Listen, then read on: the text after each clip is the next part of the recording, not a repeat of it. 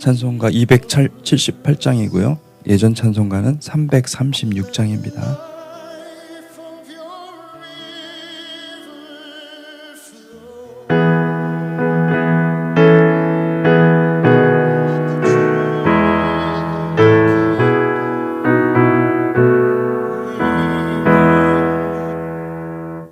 여러 해 동안 주 떠나 세상 연락을 즐기고 저 흉악한 죄에 빠져서 주 은혜를 잊었네. 오 사랑의 예수님 내 맘을 고렵니다. 곧 들어와 나와 함께하며 내 생명이 되소서. 죄악에 죽을 인생을 심히 불쌍히 여기사 저 하늘의 영광 버리고 이 세상에 오셨네. 오 사랑의 예수님 내 맘을 고렵니다. 곧 들어와 나와 함께하며 내 생명이 되소서. 공포를 입은 구주는 가시면류관 쓰시고 저 십자가 높이 달리사 그 아픔을 참았네. 오 사랑의 예수님 내 맘을 고렵니다. 곧 들어와 나와 함께하며 내 생명이 되소서. 미련한 우리 인생은 주의 공로를 모르고 그 쓸쓸한 사막 가운데 늘 헤매고 다녔네. 오 사랑의 예수님 내 맘을 고엽니다. 곧 들어와 나와 함께하며 내 생명이 되소서.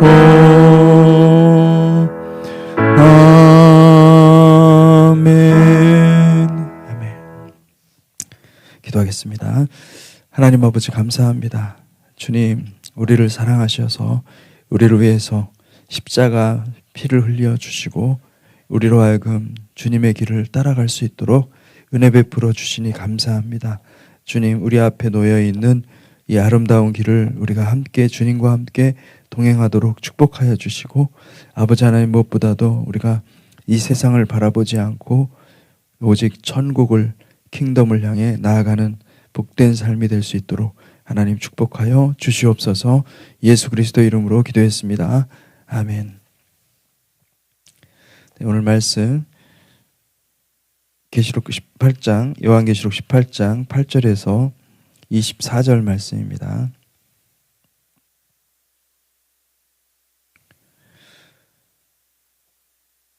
(8절에서 24절) 말씀 함께 같이 교독하겠습니다.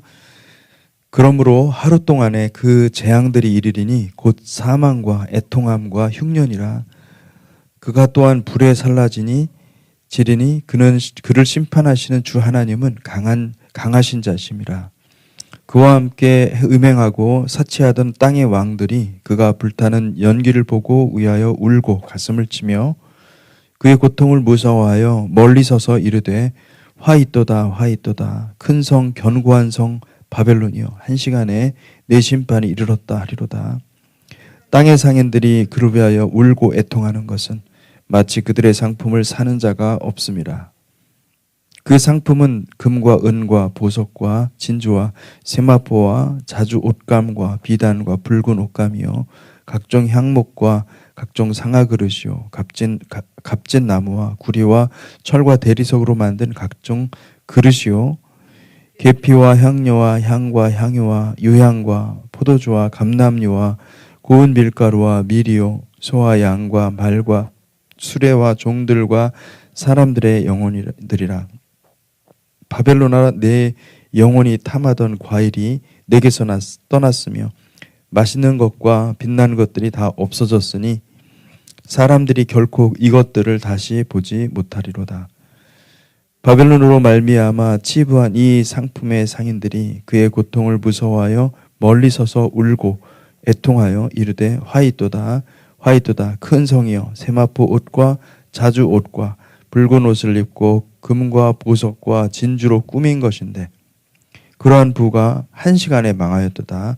모든 선장과 각처를 다니는 선객들과 선원들과 바다에서 일하는 자들이 멀리 서서 그가 불타는 연기를 보고 외쳐 이르되 이 큰 성과 같은 성이 어디 있느냐 하며 티끌을 자기 머리에 뿌리고 울며 애통하여 외쳐 이르되 화 있도다 이 큰 성이여 바다에서 배 부리는 모든 자들이 너의 보배로운 상품으로 치부하였더니 한 시간에 망하였도다.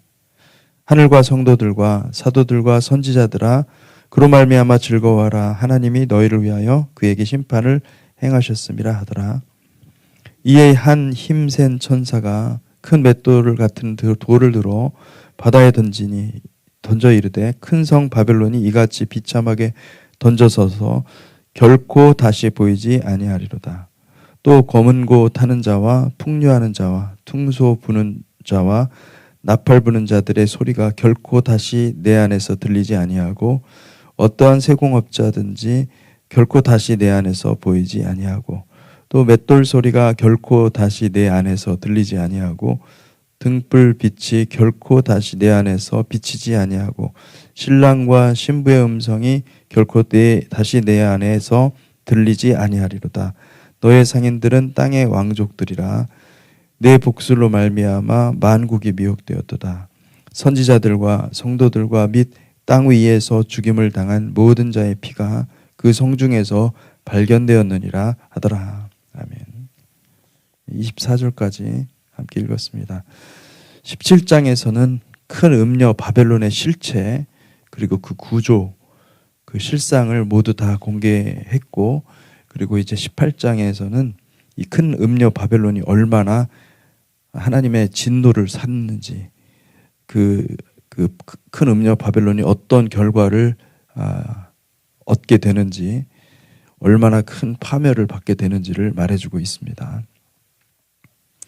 1절에서 3절에 보니까 이일 후에 다른 천사가 하늘에서 내려오는 것을 보니 큰 권세를 가졌는데 그의 영광으로 땅이 환하여지더라. 힘찬 음성으로 외쳐 이르되 무너졌도다 무너졌도다 큰 성 바벨론이여 귀신의 처소와 각종 더러운 영이 모이는 곳과 각종 더럽고 가증한 새들이 모이는 곳이 되었도다. 그 음행의 진노의 포도주로 말미암아 만국이 무너졌으며 또 땅의 왕들이 그와 더불어 행음하였으며 땅의 상인들도 그 사치의 세력으로 치부하였도다 하더라.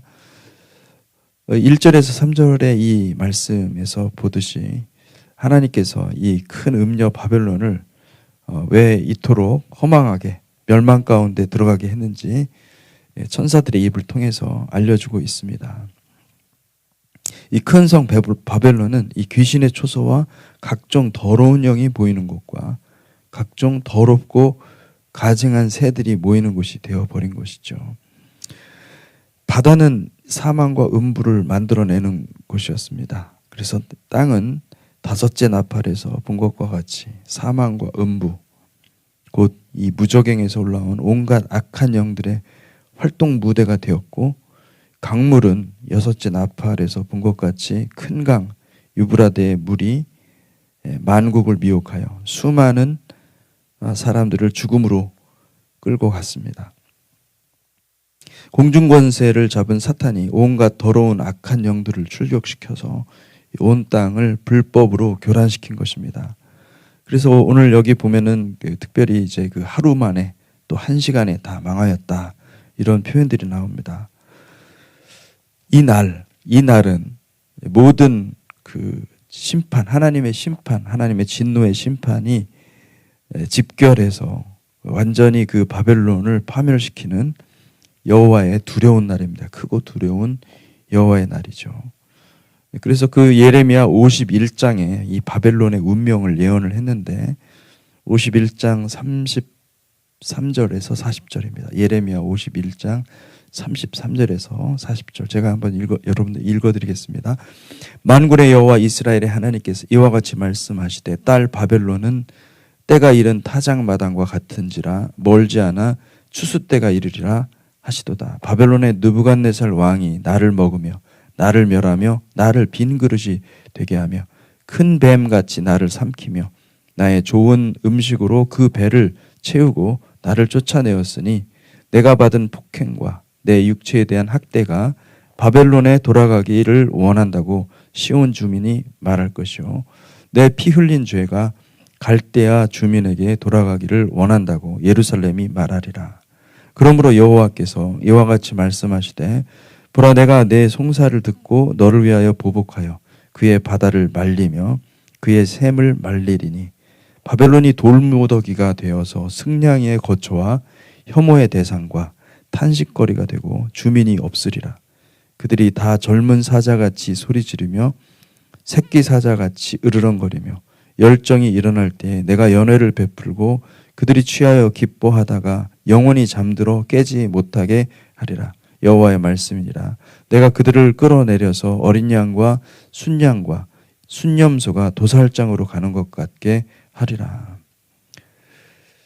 놀라운 말씀이 아닐 수 없습니다. 예레미야가 도대체 무엇을 보았는지는 우리가 정확히 알지 못하지만 그는 정말 그 이 마지막 때에 주님께서 피를 묻혀야 되는 이 바벨론에 피를 묻혀야 되는 그것을 보지 않았나 그런 생각이 듭니다.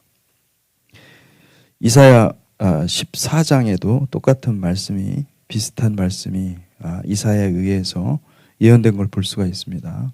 이사야 14장 12절에서 20절 너 아침의 아들 계명성이여 어찌 그리 하늘에서 떨어졌으며 너 열국을 엎은 자여 어찌 그리 땅에 찍혔는고 내가 내 마음에 이르기를 내가 하늘에 올라 하나님의 뭇별 위에 내 자리를 높이리라. 내가 북극 지폐의 산 위에 앉으리라. 가장 높은 구름에 올라가 지극히 높은 이와 같아지리라 하는도다. 그러나 이제 내가 수올 곧 구덩이 맨 밑에 떨어짐을 당하리로다.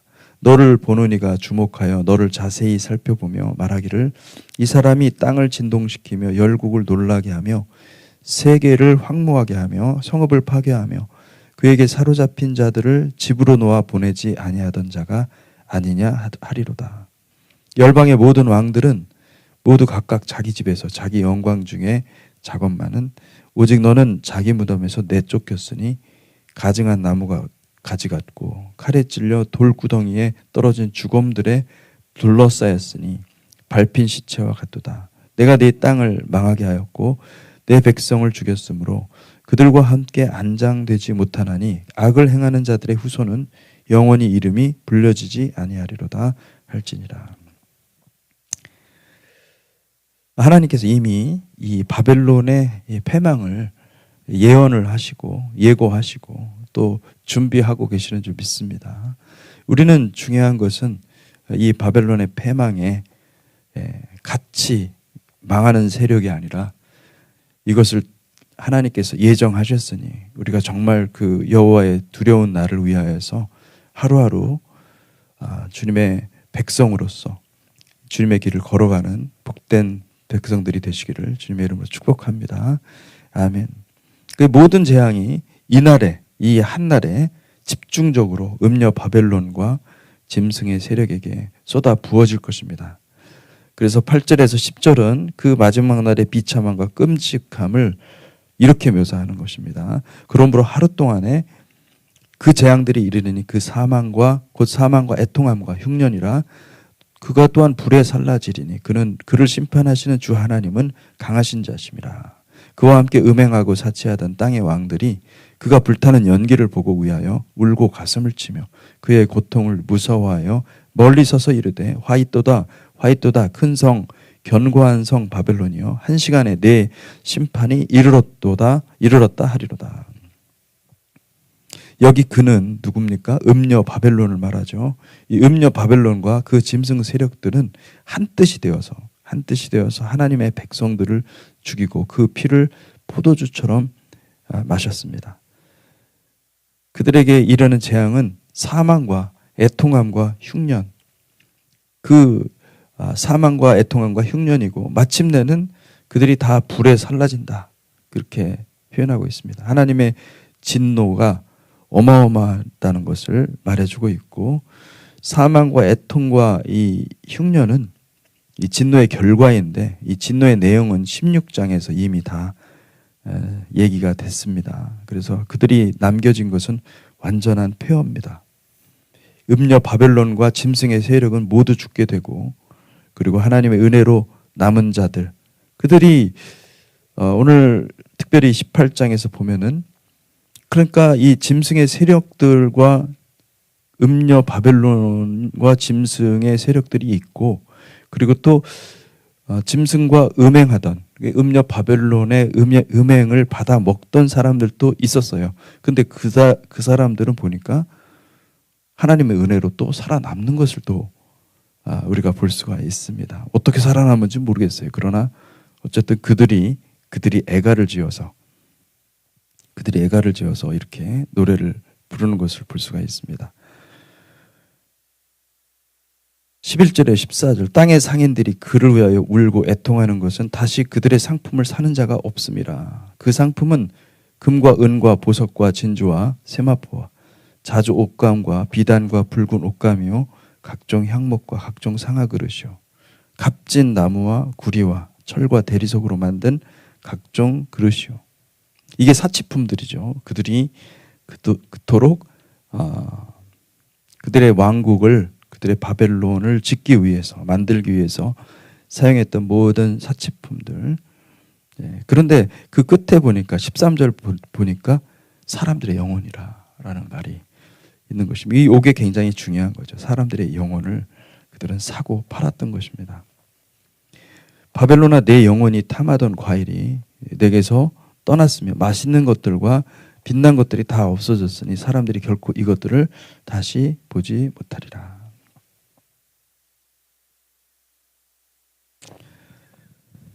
이 땅의 상인들은 땅의 왕들이라고도 볼 수도 있고 그리고 또 무엇보다도 이 땅의 상인들은 이 바벨론과 거래를 한 사람들이라고 볼 수가 있습니다.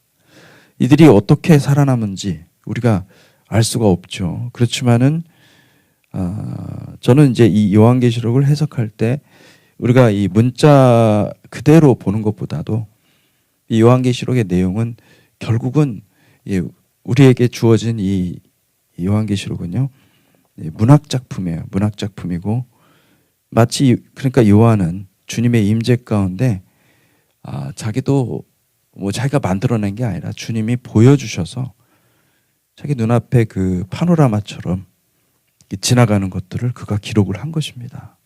그러니까 이것을 우리가 꿈을 문자적으로 해석을 하지 않지 않습니까? 꿈이나 이런 환상 같은 것들을 볼 때 그 문자 그대로 되는 게 아무것도 없거든요. 다 가지고 있는 상징, 의미가 있고 그런 것이죠. 그래서 우리가 이것을 해석할 때 이 계시록은 더군다나 여러분 다분히 문예적인, 문학적인 예술 작품으로 보는 예술 작품에서 보이는 여러 가지 그 문학적인 장치들이 많이 있습니다. 기승전결이 있다든지 극적인 요소들을 가미하기 위해서 막 독수리가 날아다닌다든지 뭐 이런 어떤 상징적인 표현들이 굉장히 많이 들어가 있고, 그래서 이 장면을 우리가 어떻게 해석을 해야 되는가, 이 장면을, 이 드라마틱한 바벨론의 멸망을 강조하기 위해서 하나의 만들어 놓은 하나의 문학적인 장치로 볼 수가 있는 것이죠. 예를 들어서 계시록 6장에서 비슷한 장면이 나오죠. 계시록 6장 12절에 17절에 보니까 내가 보니 여섯째 인을 떼실 때 큰 지진이 나며 해가 검은 털로 짠 상복같이 검어지고 달은 온통 피같이 되고 하늘의 별들이 무화과 나무가 대풍에 흔들려 설익은 열매가 떨어지는 것 같이 땅에 떨어지며, 이게 현실적으로 이 문자적으로 이렇게 된다는 얘기 아니죠. 이거는 프리뷰, 그런 일들이 일어날 것 같은 그런 어떤 그런 것들을 묘사를 하는 것입니다. 그러면서 뭐라고 그럽니까? 하늘은 두루마리같이 말리는 것 같이, 두루마리가 말리는 것 같이 떠나가고. 진짜 그런 일들이 일어날까요? 어마어마한 하늘의 사인이 있다라는 뜻이겠죠. 그죠?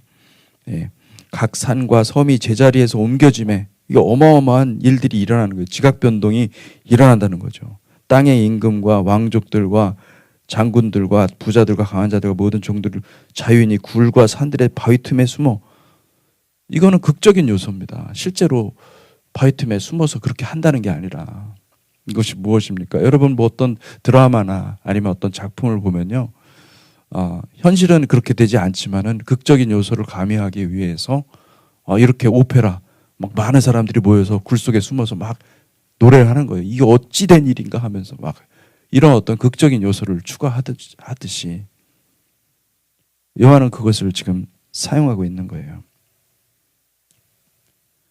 그런 것과 같이 여러분 이 말씀이 요한계시록 18장의 말씀도 여러분들 잘 보시면 요한계시록을 연구하면 연구할수록요, 우리는 요한이 굉장히 매우 정교하고 이 문예적인 장치를 곳곳에 사용한 것을 우리가 발견할 수가 있습니다. 오늘 천사들이 선포하는 것은요, 시와 노래입니다.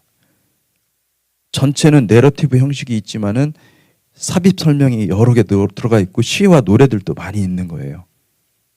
그 시와 노래는 여러분 현실을 반영하고 있지만은 그것을 상징이나 어떤 함축적인 언어로 묘사를 하는 경우가 많거든요. 그러니까 그것으로 본다고 한다면 이 계시록의 계시록 18장의 말씀은, 이 말씀은 땅의 상인들의 애곡 소리입니다. 애가입니다. 애가. 땅의 상인들의 곡소리. 누가 죽으면 이제 거기에 이제 장송곡을 만들어서 부르지 않습니까? 그러니까 누가 부르죠? 그 애가를 부르는 거는 가족이 부르는 거예요. 패밀리가. 그렇지 않습니까? 가족이 부르지 않습니까? 그러니까 이게 지금 이 바벨론의 애가예요. 바벨론의 애가.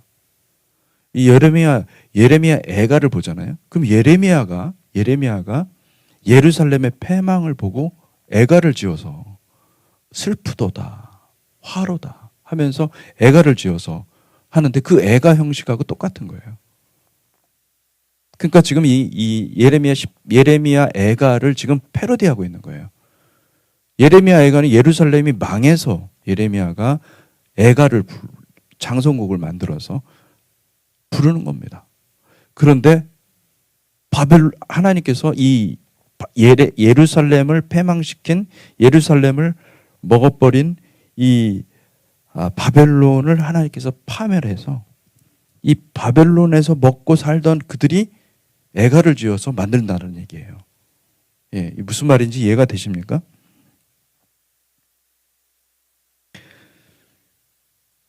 여기서 곡성을 내는 사람들이 놀랍게도 땅의 왕이요, 땅의 상인들입니다. 그들이 함께했던 큰 음녀 바벨론과 짐승 세력의 멸망을 바라보면서 애가를 지어서 지금 부르고 있는 것이죠. 예레미야 애가 1장을 1장 1절에 이렇게 나오죠. 슬프다 이 성이여, 전에는 사람들이 많더니 이제는 어찌 그리 적막하게 앉았는고. 전에는 열국 중에 크던 자가 이제는 과부같이 되었고, 전에는 열방 중에 공주되었던 자가 이제는 강제 노동을 하는 자가 되었도다. 정확히 반대로 다 예루살렘이 패망이 바벨론의 패망이 된 겁니다.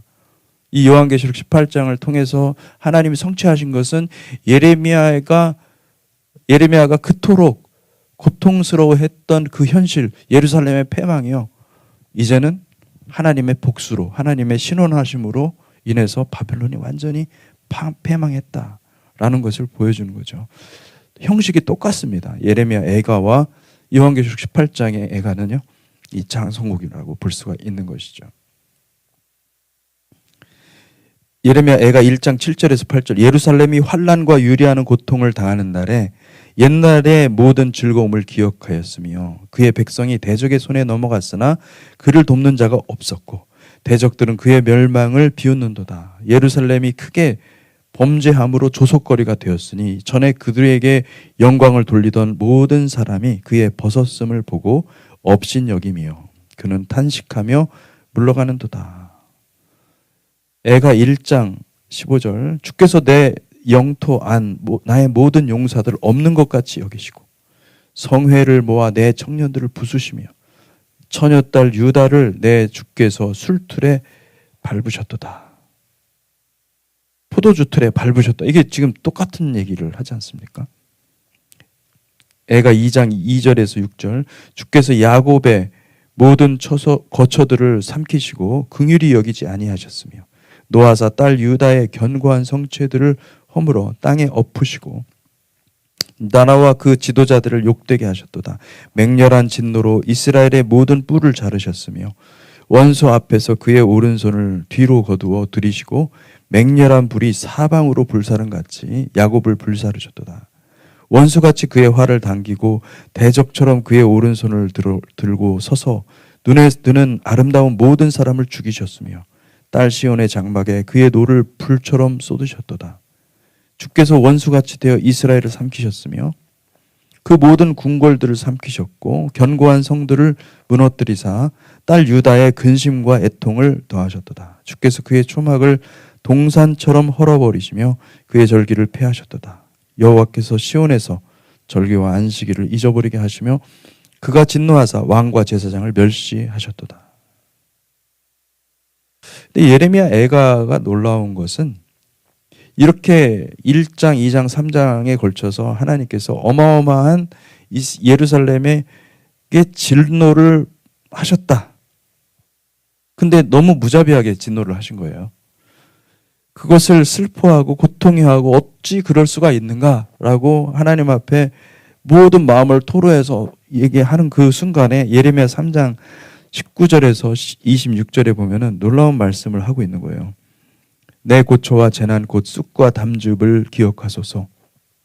내 마음이 그것을 기억하고 내가 낙심이 되오나 이것을 내가 내 마음에 담아두었더니 그것이 오히려 나의 소망이 되었사오면 여호와의 인자와 긍휼이 무궁하심으로 우리가 진멸되지 아니함이니이다. 이것들이 아침마다 새로우니 주의 성실하심이 그도소이다. 내 심령에 이르기를 여호와는 나의 기업이시니 그러므로 내가 그를 바라리라 하도다. 기다리는 자들에게나 구하는 영혼들에게 여호와는 선하시도다. 사람이 여호와의 구원을 바라고 잠잠히 기다리는 것이 좋도다. 그렇게 말씀하고 있습니다.